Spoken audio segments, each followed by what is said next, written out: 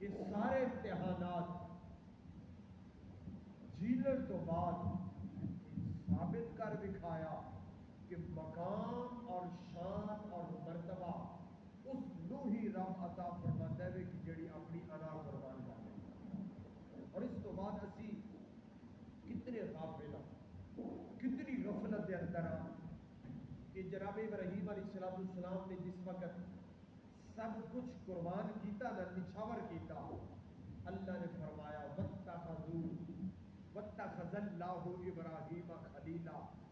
میں رب نے ابراہیم نو اپنا دوست بنایا. اج تو تے میں اعلان کرنے ہاں، دعویٰ کرنے ہاں کہ فلاں میرا دوست، فلاں میرا یار، فلاں میرا تعلق دار. واہ ابراہیم تیری شان تو قربان کہ تیری دوستی دی مثال، تیری دوستی دا اعلان، تیرے انتخاب دا اعلان خالق کائنات نے کیتا کہ میں رب کائنات خالق کائنات اعلان کرنے آواں کہ اے لوگو ابراہیم نو میں اپنا دوست بنا لیا. سبحان اللہ. پھر فرمایا واتخذوا من مقام ابراہیم مصلی، حضرت جناب سیدنا ابراہیم علیہ السلام نے اس مقام نو اور اس جگہ نو مصلی فرمایا، جائے نماز فرمایا. اور میں تا صبح قیامت تک حاجی حضرات آتے رہیں گے، عمرے واسطے لوگ حاضر ہوتے رہیں گے، جب تک مقام ابراہیم سے کھڑے ہو کے نفل نہیں پڑھن گے،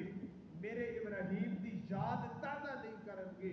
میں انہاں دا حج ہی قبول نہیں کروں گا. اے رب نے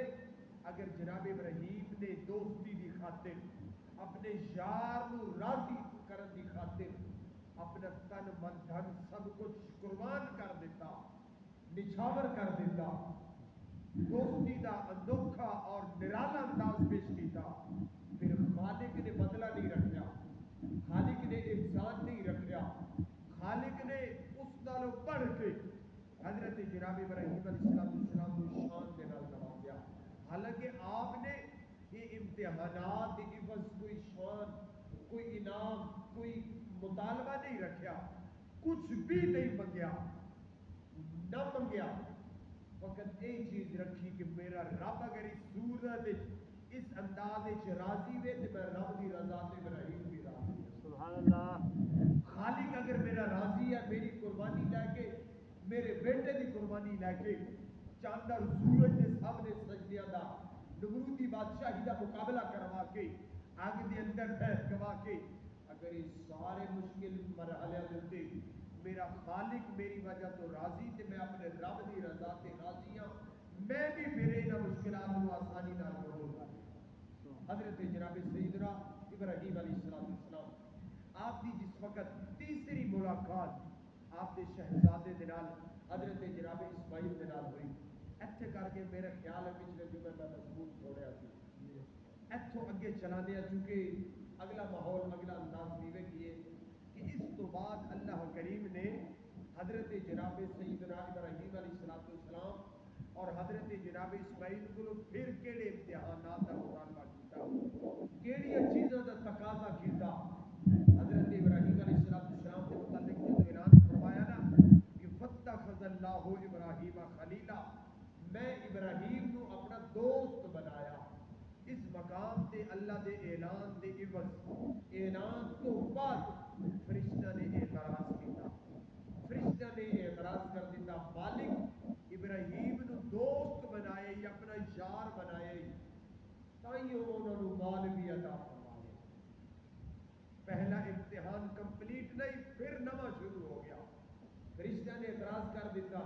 فرمایا اچھا میرے یار تے اعتراض کر رہے ہو کہ میں یار نو